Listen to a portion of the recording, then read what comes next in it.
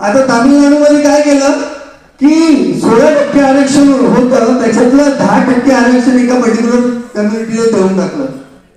आणि मग हरियाणामध्ये काय केलं की त्यांनी आरक्षणाचे 2 तुकडे केले, म्हणजे तुकडा A आणि तुकडा B. आणि तुकड्या अ मध्ये काही जाती टाकल्या आणि बाकीच्या ज्या 36 जातीमधल्या 26 जाती होत्या त्यांना त्यांनी तुकडे बी मध्ये टाकलं. हे सगळे चारही जे डिस्प्यूट्स होते वर्गीकरणाचे ते Davinder Singh versus state of Punjab ह्या केसमध्ये पहिल्यांदा चर्चेला आले. आणि जेव्हा ह्या केसेस चर्चेला आल्या, जेव्हा हे सुप्रीम कोर्टात प्रकरण आलं ते वर्ष होतं 2011. 2011 नंतर जेव्हा 2014 मध्ये सुप्रीम कोर्टाला वाटलं की जे पहिलं जजमेंट होतं इनी चिनैयाचं, ज्या जजमेंट मध्ये स्पष्टपणे म्हटलेलं आहे की अनुसूचित जाती ह्या स्वतंत्र आहेत, अनुसूचित जातीमध्ये उपवर्गीकरण करणं म्हणजे अनुच्छेद 341 1 आणि 2चं उल्लंघन होईल. अनुसूचित जाती हा स्वतंत्र क्लास आहे आणि याच्यामध्ये कोणत्याही पद्धतीचं उपवर्गीकरण केलं जाऊ शकत नाही. आणि ते करत असताना सर्वात महत्वाचं म्हणजे की चिनैयाचं जे जजमेंट होतं त्या जजमेंट मध्ये जे ऑब्झर्वेशन्स आहेत किंवा आपण म्हणू आम्ही रेशो डिसिडेंटली म्हणतो आम्ही आमच्या कायदेशीर भाषेमध्ये, ते ऑब्झर्वेशन्स फार क्लिक करणारे आहेत. म्हणजे ते संविधानाच्या मूलभूत जे स्ट्रक्चर आहे ढाचा आहे त्याला ते कुठेतरी हार्म करत नाही तर कॉम्प्लिमेंट करतात. तर झालं असं की त्या जजमेंट मध्ये ज्या पद्धतीनं इनी चिनैया जजमेंट दिलं गेलं, सर्वात मोठा आक्षेप न्यायमूर्तीचा जो होता दविंदर सिंगच्या केसमध्ये, म्हणजे ज्याच्यातनं उपवर्गीकरण निर्माण केलं गेलं, तो हाच होता की चिनैयाने अशा प्रकारचं जजमेंट दिलं कसं. संपूर्ण जजमेंट मध्ये तुम्ही बघाल, जर तुम्ही पाहिलं तर तुम्हाला फार आश्चर्य वाटेल की आपले जे सीजीआय आहेत त्यांनी 139 पानांचं जजमेंट दिलं सर. आणि त्या 139 पानांच्या जजमेंट मध्ये कुठेही आर्टिकल 17 नाही आहे.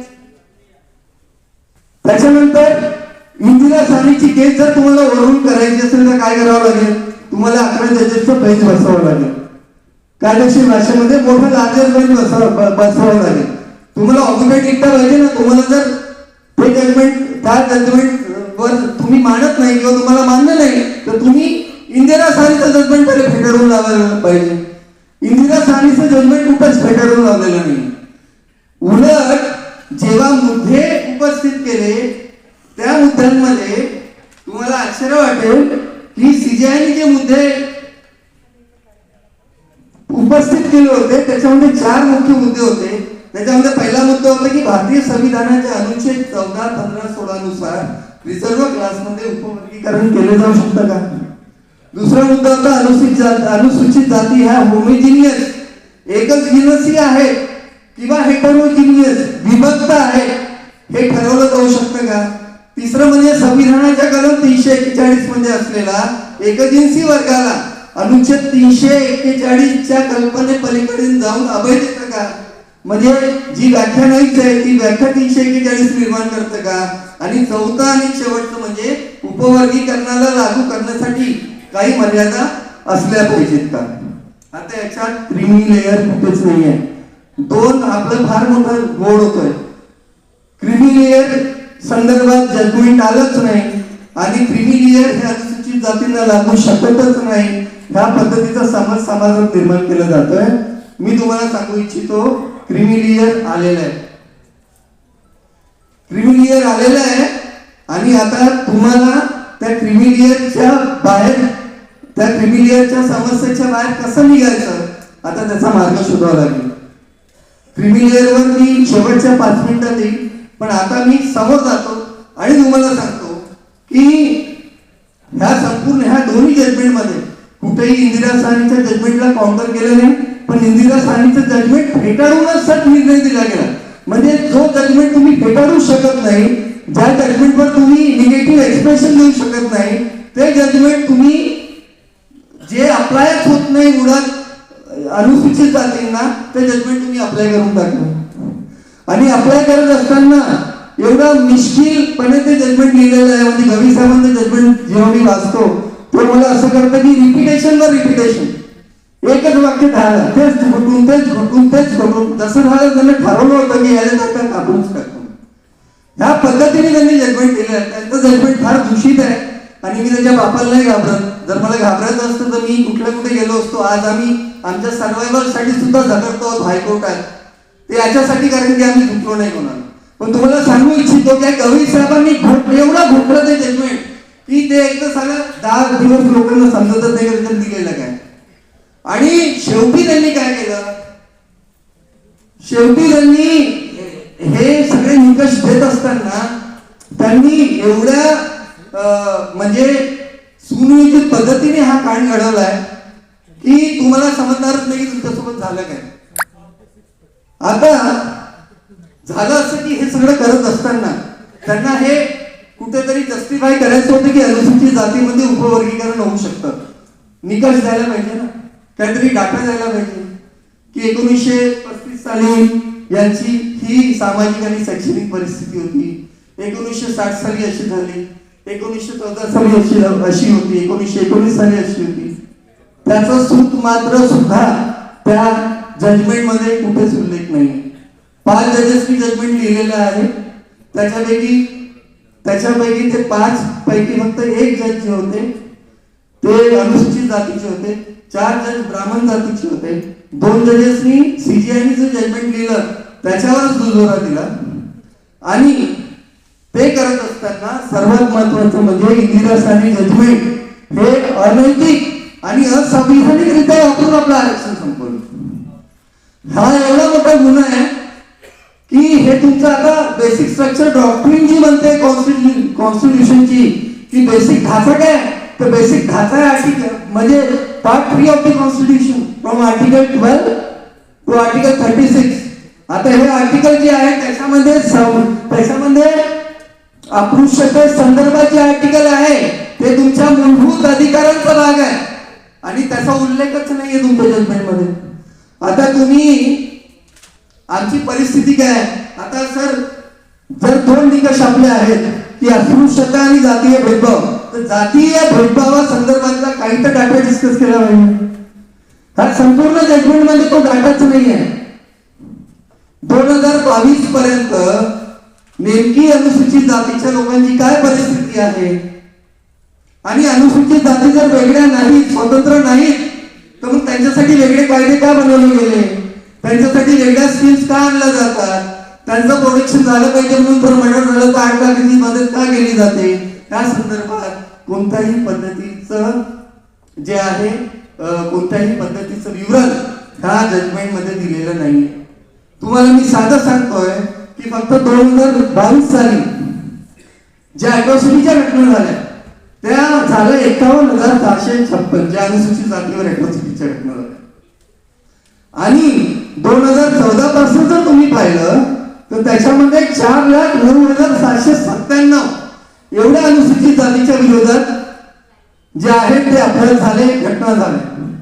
आणि ह्या सगळ्या ज्या घटना झाल्या ह्या घटनेसंदर्भात किंवा ह्या रेकॉर्ड संदर्भात, आणि हा जो रेकॉर्ड आहे माझा नाही आहे, हा नॅशनल क्राईम ब्युरोचा रेकॉर्ड आहे.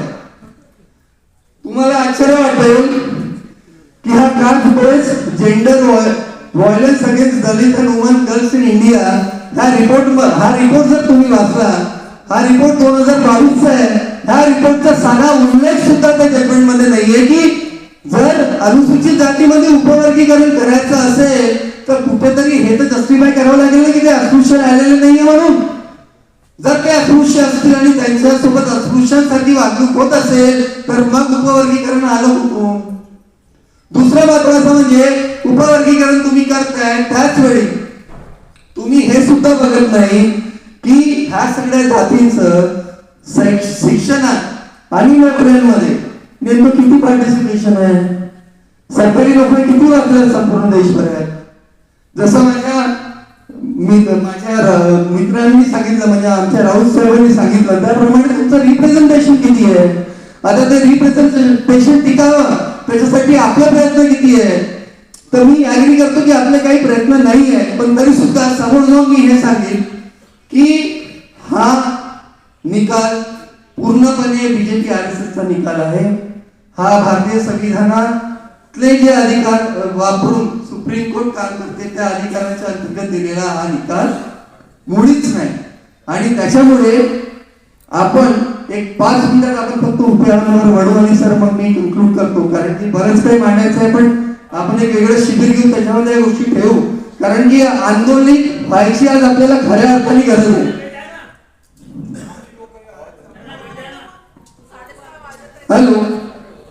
तर अशा परिस्थितीमध्ये आता समोरून सुद्धा मला सांगणार आहे, तर सर मी फक्त एक गोष्ट सांगू इच्छितो याच्यामध्ये की क्रिमिनल ही जी संकल्पना आहे या संकल्पनेसंदर्भात आणि ह्या विषयावर चीफ जस्टिस जे आताचे चीफ जस्टिस म्हणजे काल त्यांचं हे झालं म्हणजे जे रिटायर्ड झाले त्यांनी 2 मुद्दे त्याच्यामध्ये मांडलेले आहेत त्यांच्या जजमेंटमध्ये. त्याच्यामुळे तुम्ही जे म्हणताय की क्रिमिनल लागू होणार नाही ते पूर्णपणे चुकीचं आहे. नागराजनच्या केसनंतर नागराजनच्या केसमध्ये क्रिमिनलचा मुद्दा आला होता. नागराजनच्या केसमध्ये म्हटलं की अनुसूचित जातींना क्रिमिनल लागू होणार नाही. त्याच्यानंतर 2018च्या जोर्नल सिंगचं जजमेंट आलं, 5 जजेस बेंचचं सेम जी ताकद असलेलं बेंच आलं. त्यांनी असा निष्कर्ष दिला की अनुसूचित जाती जमातीमध्ये क्रिमिनल आणलं जाऊ शकतं.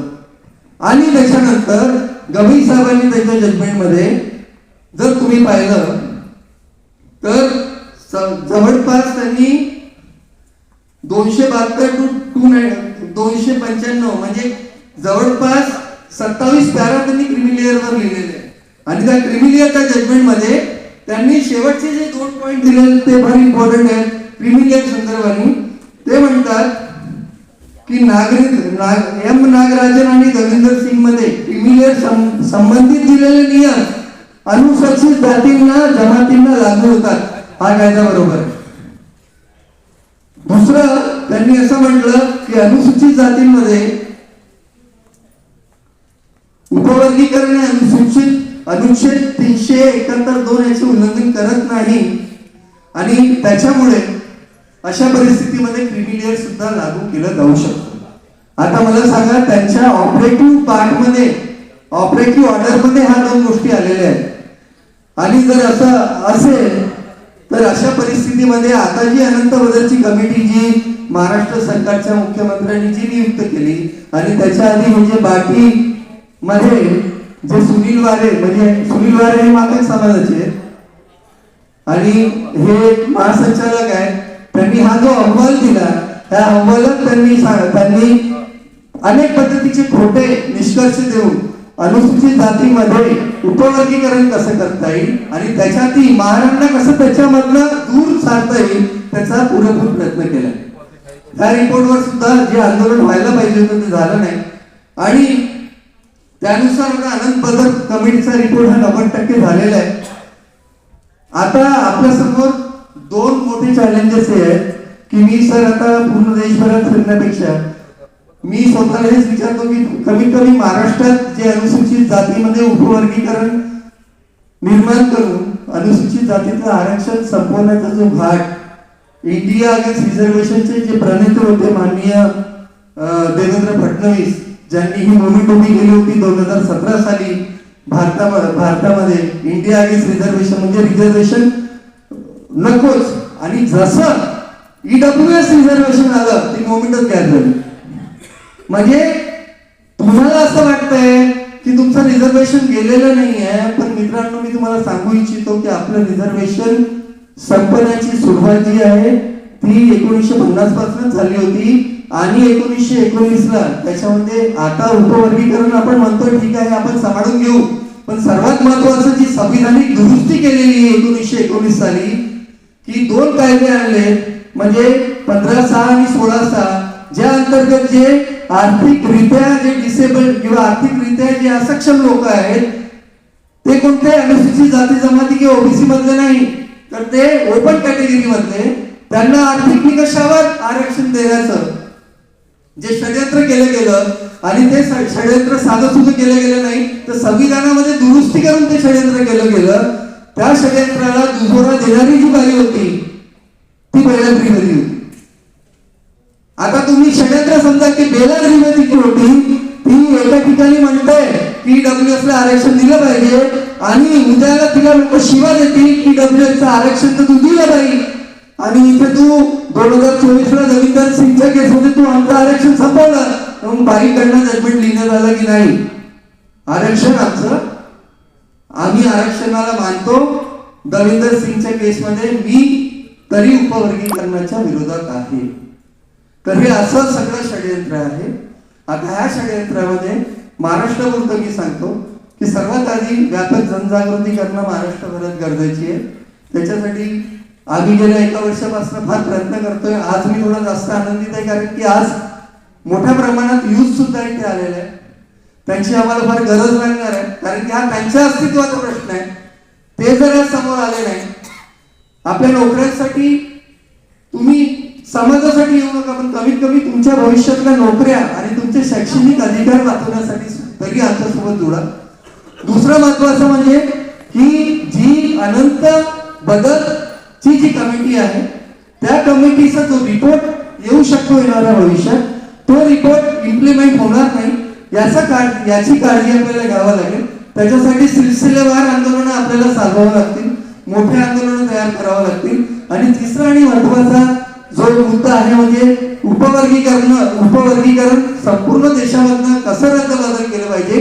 तर आपल्याला सांगू इच्छितो की कर्नाटकामध्ये उपवर्गीकरणाचा कायदा बनलेला आहे, इम्प्लिमेंट होण्याची सुरुवात झालेली आहे. तामिळनाडूमध्ये सुद्धा ती तयारी सुरू आहे, महाराष्ट्रामध्ये सुद्धा ती तयारी सुरू झालेली आहे. जर आपण महाराष्ट्रात जरी तयारी थांबवू शकलो तर कुठेतरी आंध्र प्रदेश आणि तामिळनाडूमध्ये जी तयारी सुरू आहे त्याला कुठेतरी छेद देऊ शकतो. त्याच्यामुळे आता आपल्या सगळ्यांना गरज आहे आंदोलित होण्याची, एकत्र येऊन आंदोलन करायची. आणि संत सैनिक दल कधीही फालतू प्रश्नांवर आंदोलन उभं करत नाही. आमचं मानणं आहे जिथे संविधानिक हक्काला गदा पोहोचेल तिथे आम्ही सर्वात आधी येतो. ज्या आंदोलनामध्ये आम्हाला असं वाटतं की कुठेतरी नैतिक पातळी कमी आहे, कुठेतरी त्या आंदोलनाचा परिभाग फक्त समाजाला मूर्ख बनवून त्यांच्यापासून आर्थिक सबलीकरण घेण्याचा मुलाचा अजेंडा असेल त्याच्यात आम्ही वडी पडत नाही. आम्हाला मीडिया कव्हर करत नाही कारण की मीडियाचे आम्ही रोज धुतो, रोज त्यांची एसटीसी करतो. आता प्रश्न असा आहे की अशा परिस्थितीमध्ये मी तुम्हाला एकच सांगेन की आजच्या तारखेला जो अनुसूचित जातीचा उपवर्गीकरणाचा जो मुद्दा आहे तो फक्त आपल्यासाठीच नाही तर इतर 58 जातींसाठी सुद्धा जीवन मरणाचा मुद्दा आहे. आणि त्या मुद्द्यावर आपल्या सगळ्यांनी मोठ्या ताकदीने आंदोलन उभं करायचं आहे. त्याच्यासाठी तुम्ही तयार राहायचं आहे.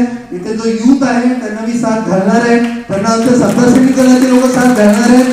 आमचं लढण्याचा पॅटर्न सगळ्यांना माहिती आहे की आम्ही कसे लढतो, फक्त तुमची साथ लागेल. आणि आज आपण इथे 500 लोक जमा झालो, येणाऱ्या तारखेत 5,000 लोक जमा होऊ आणि याचा बिघोड कसा करायचा त्याची सगळी गुरुकिल्ली आमच्याकडे आहे. मग त्या गुरुकिल्लीला तुमच्या साध्याची, तुमच्या सहकार्याची आणि तुमच्या आशीर्वादाची गरज आहे.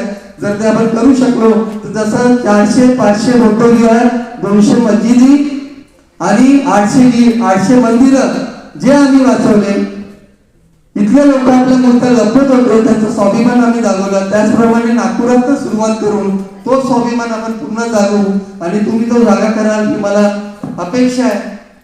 आणि हेच बोलून मी माझे दोन शब्द नाही 100 शब्द